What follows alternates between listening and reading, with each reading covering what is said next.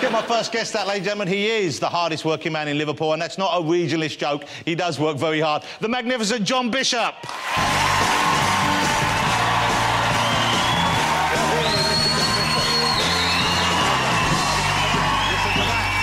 got your supporters in. Good to see you, John.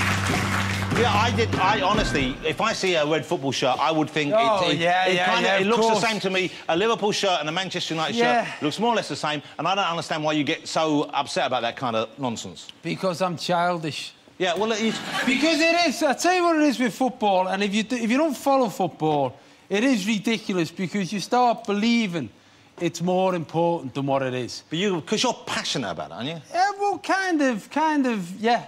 Yeah. Because I keep on trying. I mean, I'm sat in there with one of the cleverest men in Britain, and you think rationally it's stupid to invest so much of your time watching millionaires run around, kick a ball, and do the things that you wish you could do. It's like a sporting version of porn, really, because you're watching it and thinking, I could do that, and I'm sure I'd be better than him. Underneath, you know you wouldn't be. But he's from Manchester, and I guess, Brian, are you a Manchester United supporter? He's from Oldham, isn't he? Oldham Athletic, primarily. OK. But, Brian, on the quantum level, all football teams are basically the same, aren't they? Everything in the universe that can happen does happen. Therefore, there is a world, there is a universe in which Liverpool will win the league this year. Yeah. Where it is. Unfortunately, just not this one, is that I'm right? not living in it, so if you can get me that car from Back to the Future, I'll find me somewhere to park. Let me get back there and watch it. OK. How was Christmas for you? You're away with the family, I guess. Did you have a good Christmas? Any family traditions that you have?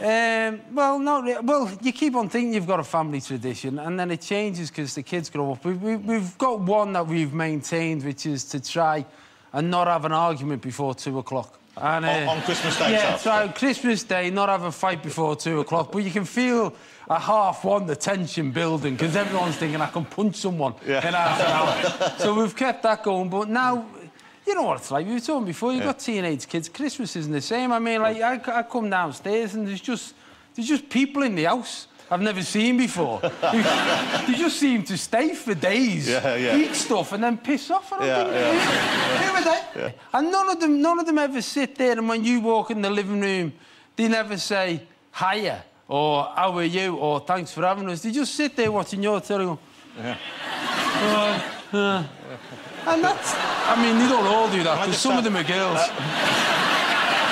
Lana, if you didn't shake hands with John just yet, I'd leave it for a couple of hours. I've got to be honest, that green room there was so funny, because me and Brian had sat there trying our best not to be pervs. It was...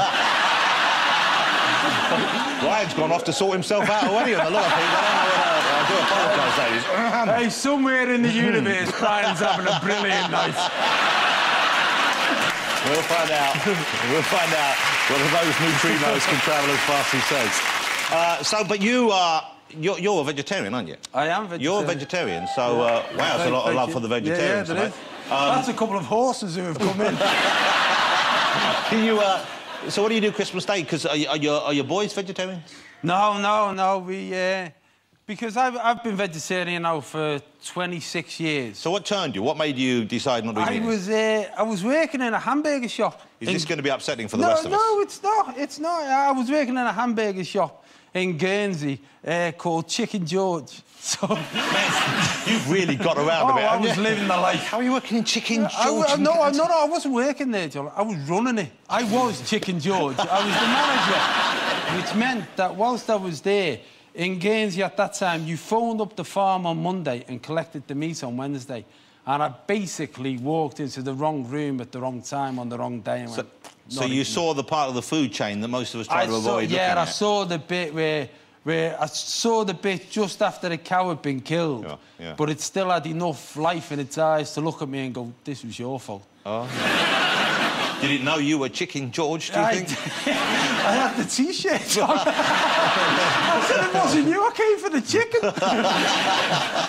So what do you eat Christmas Day? What do you have? So basically what happened on Christmas Day, I went to my father-in-law's and they'd done a great spread and I had a sort of phyllo pastry with cheese and spinach. That sounds nice. That sounds like nice food. it sounds like you got the better deal. You don't go around eating grass. Well, no, I know you look healthy, so I just wonder whether you got a kind of tofu-based thing that looked like a turkey, like a tofurkey. Oh, yeah. So we get a load of tofu and model it to look like a turkey. Well, you can buy a tofurkey. You can. There is such a thing as a tofurkey.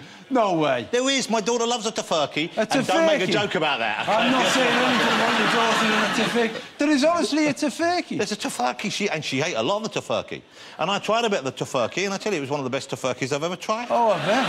I've got to be honest, I wasn't expecting a conversation about a tofurkey tonight. Can I be honest with you? The tofurkey market after this show will go through the roof. I tell you what, you never mind Chicken George, you want to be Tofu Tommy. You want to... Hey, congratulations on your Saturday night show. Are you watching John Bishop on BBC on Saturday nights, ladies and gentlemen? Yeah.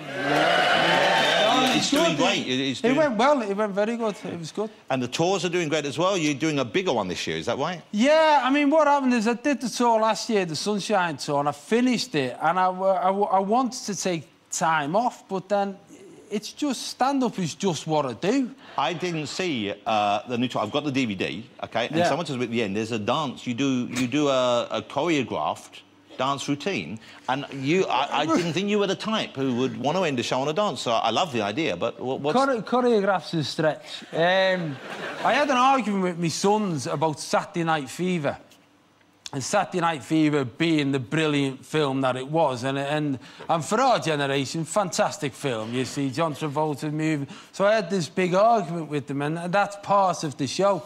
And when you're doing shows in arenas, you want to finish off on something good. A big showstopper idea. So I thought we'll finish it with me doing Saturday Night Fever. And what was brilliant about it is that when we were doing the arenas, I got 20 dancers in, and one of my